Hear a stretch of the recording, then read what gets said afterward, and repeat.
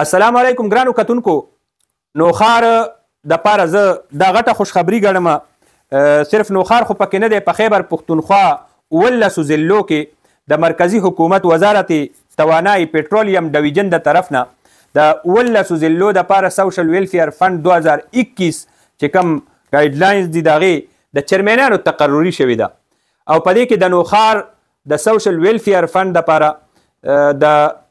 مرکزی حکومت چونکې دا وزارت دی او مرکز د طرف نه ډېره غټه فیصله د اختیار ولی خان صاحب د وزیر اعظم کوارډینیټر هغه به طور چیرمن نوټیفیکیشن جاري شوی دی. نوټیفیکیشن به تاسو ته ښکاري. د سوشل ویلفیر کمیټیانو د چیرمنانو د نوټیفیکیشن کې صرف اختیار ولی خان صاحب نه دی، او دا عامه فیصله هم نه ده، ماته اهمه په دې ښکاري چې مرکز د طرف نه ده، او دې کې د پیښور نه راشد محمود صاحب دی، د مردان نه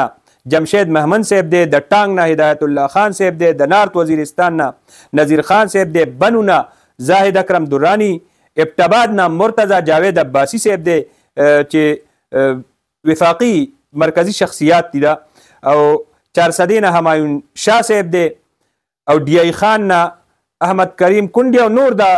دا ټول د 19 ضلعو دي. به هر حال نوخار ضلع ده، او د دې نوخار ضلع کې د اختیار ولی خان صاحب د هغه چې کوم زه به ووایم سیاست حوالې سره به نه وایو، سیاسي خدمات هم دي چې د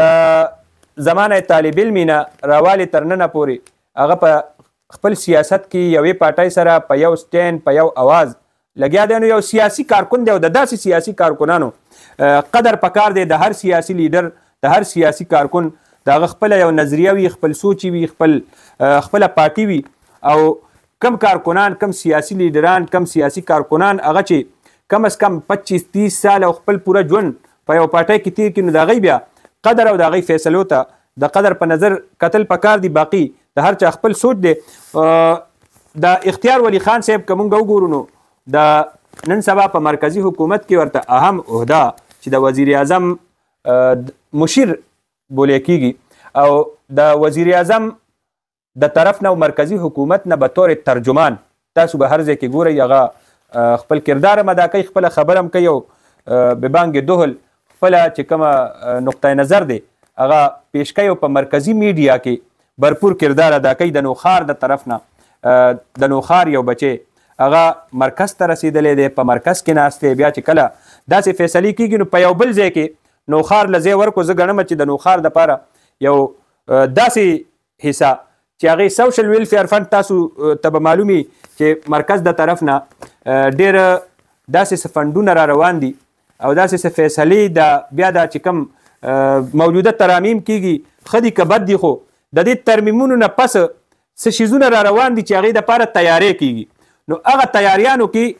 سوشل ویلفیر فند ډېر غټ حیثیت لري، او دا سوشل ویلفیر فند به زیات تر نوجوانانو دپاره، کونډو دپاره، غریبانو دپاره چې دې کې د ولی ټرست د اختیار ولی خان صاحب او عبدالحق ولی دلته کې په کرونا نه راوالي مختلفو حالاتو کې مونږ کتلي چې سوشل ویلفیر کې تجربه هم لري، او په دې کې که هغه سیلابونه دي، که هغه مختلف آفات مصیبتونه چې راغلي دي، نو دا رونه پکې پیش دي، او دی پکې خپل کردار ادا کړی دی. نو حکومت د دغه کار دپاره د دې ضلعې چې کومه تقرري کوله او خپل نماینده خپل اختیار چاله ورکولو، نو هغه اختیار ولی خان صاحب له ورکړی دی، او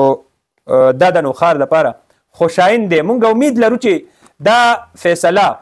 د نوخاریانو دپاره برکتناکه شي، نوخاریانو دپاره فایدهمنده شي، او راتلونکي وخت کې چې څنګه د دې نوم دی سوشل ویلفیر فند، نو بیا مرکز سره د دې تعلق دی، نو امید به لرو چې دا د دې 26 لکه 25 لکه چې کوم نوخاریان دي، نو د دوی په زندګۍ باندې اثر واچوي، او دوی ته اسانتیاګانې پیدا کړي، او مختلف چې د دوی کوم مشکلات دي او کوم مقصد دپاره دا فند راځي چې دا په هغوی باندې مکه شانتې ولګي، او امید لرو چې دا به لګي. په هر حال یو ډېر غټ خبر و زموږ نوخار دپاره، چونکې یو غټه عهده د مرکزی حکومت نه راغلی ده.